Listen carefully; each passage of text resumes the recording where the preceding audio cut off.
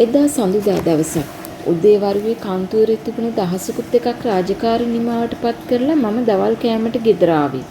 හවස වැදගත් රැස්වීමක් වෙනුවෙන් හැමදේම ලෑස්ති කරගන්න කල් වේලා ඇතුවයි.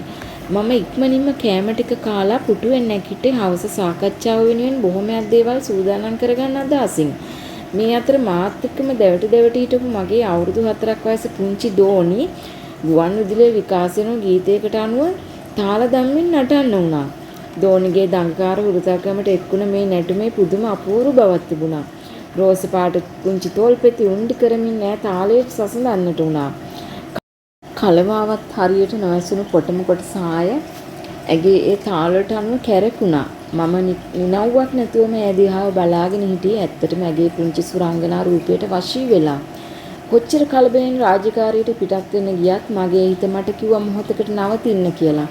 කොටින්ම මගේ පුංචි දුවගේ හපන්කම් ලස්සන හා හිනාව දැකලා මට එතනින් යන්න හිතක් තිබුණේ නෑ.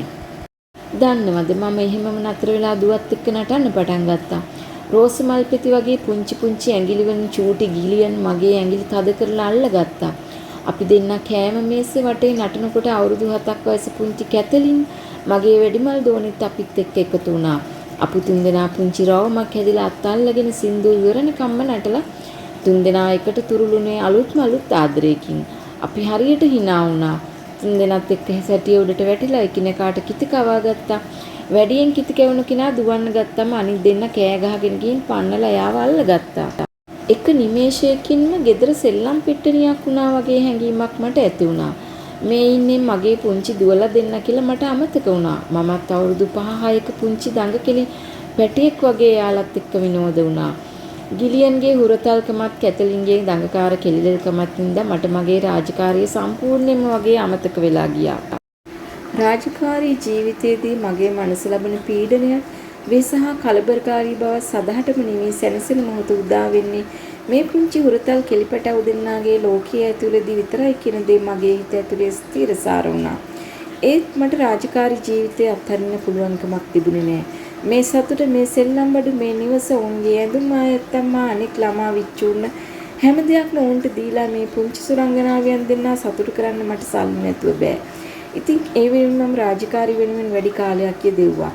පුංචි ගිගලියන්වත් කැතලින්වත් අවසරුවේ නෑමට පිටත් කරලා මම මගේ සම්මන්ත්‍රණය වෙනුවෙන් අවශ්‍ය දේවල් සූදානම් කළා. දෙන්නා චූටි නාන කලිසම් ඇඳගෙන පඩිපෙළ නැග්ගේ සන්තෝෂෙන් කරට අද්දාගෙන වතුර සෙල්ලම්මා වතුරේ දැඟලීම් අතර තරම් ළමා කාලේ සතුට ගෙන දෙන තවත් දෙයක් නැති තරම් පුංචි දරු පැටව දෙන්නා නාන කාමරයට යනතුරු මම පඩිපෙළ පාමල බලාගෙන හිටියා. පඩිපෙළ මගදී ගිලියන් කැතලින්ට කතා කළා. දෙන්නා සුරංගනාවියෝ දෝ කියලා මට හිතුණා. අක්කී අම්මි නේද හොඳම? මාව හිරි වැටුණා. මගේ ආත්මෙම ගල්ව ගහුණා වගේ වුණා. ඒ දේ මගේ පුංචි දෝනිගේ කටින් පිට වෙනවා බලන්න මටත් නාන කාමරේට යන්න තිබුණා නේද කියලා මගේ හිතට ලොකු පසුතැවීමක් ඇති වුණා. තවත් වෙලා යාලා එක සතුට බෙදා ගන්න තිබුණා නේද කියලා මම දුක් වුණා. මටත් වතුර මල අරගෙන යාලා එක්ක වතුරේ තෙමෙන තිබුණා නේද කියලා මගේ හිත 100,000 වාරයක් දුකින් දුකටපත් වුණා. මිනිත්තු කිහිපයක් යාලත් එක්ක සෙල්ලම් කරපු එක ගැන දුව ඒ තරම් සතුටු වුණා නම් මම තවත් යාලත් එක්ක කාලය ගත කළොත් දුව කොයිතරම් සතුටු වෙයිද කියලා මට හිතුණා. මගේ කාර්යාලයේ තියෙන මගේ සම්මාන හා සහතික වුණ මට මතක් වුණා. විශ්වවිද්‍යාල දෙක මම ලැබපු උපාධි, මං හොඳම සේවිකාව හැටියට දිනපු සම්මාන, මේ හැමදේම මොනවාද කියලා මට හිතුනේ මගේ පුංචි දෝනිගේ වචනෙන් පස්සේ. මොකද ඒ කිසිම සම්මානයක් උපාධියක් ලැබනකොට මට නොදැනුණු පුදුමාකාර සතුටකින් මගේ මුළු ආත්මෙම පිරෙනවා මට දැනුණා. අම්මි නේද හොඳම? ඒ වචන මගේ කම්බිර ඇතුලෙන් මතකයේ සුන්දරම තැනක තැන්පත් වෙනවා මට දැනුණා. මගේ ජීවිතයේ අවුරුදු 29කට මම ආපු සුන්දරම වචනේ උනේ ඒක. මම වෙනුවෙන් මහාචාර්යවරුන්, ආයතන ප්‍රධානීන්, පින්වතුන්, අංශ ප්‍රධානීන් කරපු සිය ගණනක් වර්ණනා මගේ දුවගේ වචන ළඟදී දුවිල්ලක් වෙන තරම්. මම දුවගේ වචන වලින් පුදුමාකාර සන්තෝෂයක් ලැබුවා. මගේ දුවට තාම අවුරුදු 4ක් වුණා විතරයි. දුව අවුරුදු 14 දිත් මේ වගේම මට වර්ණනාවක් දෙන්න ඕන කියලා මම බලාපොරොත්තු වෙන්නේ නැහැ.